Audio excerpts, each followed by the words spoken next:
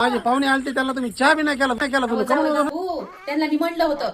आमच्या जावयाची सोय राहा तर तुम्ही राहाच्या दिवस चहा पाणी करते तुम्हाला जेवायला पण पोळ्या करते म्हणून म्हणलं होतं पण ते सोयरे का ऐकायच्या लायकीचे होते वय ते पण तुमच्यासारखेच उक्कड नुसते कस काय पुण्या भोत्री भेटला काय माहिती नाही सोय पण असलं वाजगाणं कस काय का म्हणजे त्यांना मी म्हणलं जेवण बोल जा संध्याकाळी तर ते काय म्हणायला लागले माहितीये का मटण करतो म्हटलं तर थांबतो नाही तर थांब ना बघा म्हणायला लागले म्हणलं हे पण ते जावायच्याच भरतीच्या म्हणलं जावा तुम्ही निघून बिना पाण्याचीच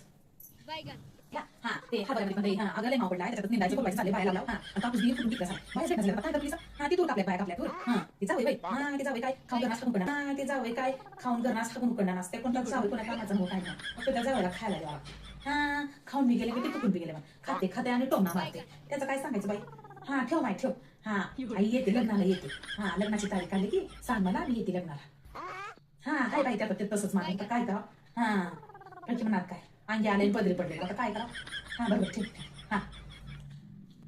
मामी कुणाचा फोन आलता तुम्हाला आता जावं बापू ते म्हणत होते तर जाऊ द्या कशाला होत अजून आग लावायला आणि राहू दे जावं बाप्पा ती सोयरे म्हणतात वीज बिल अजून पेटवत बसवायचं राहू द्या सांगा की काय म्हणले ते म्हणता दादा म्हणत होता बहीण तुझ्या घरी तो जावं पडून आहे की नाही संड्यासारखा कामाचा नाही धामाचा नाही काही काम पण करत नाही त्याला किती दिवस घरी ठेवून देते तुझ्या हाकलून दे त्याच्या घरला म्हणत होता की जाऊ नको ओ जाऊ नको की खरं बोल कसं मिरच्या आणल्या झोपतात लगेच मला कुत्र बांधल्यासारखं घरामध्ये माणसं मामी घरात चोरी झाली तर तुम्ही कंप्लेंट करून केली नाही हो अहो जावय बापू जावय बापू चोरी जर बाहेरच्या लोकांनी केली असते तर पोलीस कंप्लेंट केली असती ती चोरी घरातल्याच लोकांनी केली तर काय कंप्लेंट करणार आहे आता की खाऊन बी गेलं काही थुकून बी गेलं म्हणा नशीब आमचं फुटकं काय सांगा आता जावय बापू चहा घेते की जर घरी असलो तर फक्त चहाच घेतो पण जर बाहेर आलो कोणाची तर मग चहा सोबत मी पोहे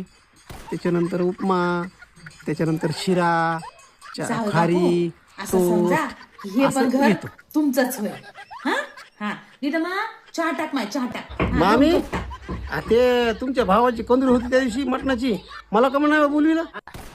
जाऊ बापू तुम्हाला एकदा आम्ही आमच्या माहेरामध्ये मी नेलो होतो तर माझ्या भावाला काय म्हणलं तुम्ही माणसाचं तोंड बघू बघू तुम्ही तुकडे वाढता मटणाचे म्हणून म्हणलं तर माझा मोठा दादा म्हणला भाई येत आणि तुझ्या जावायला काय बोलू नको बघा आमच्या तंदुरीला म्हणून म्हणला त्यामुळे बघा तुम्हाला काही नेणार नाही बघा जावं बापू ते पिठलं भाकरी करून ठेवले ते खा आणि संध्याकाळी म्हशीला गोऱ्याला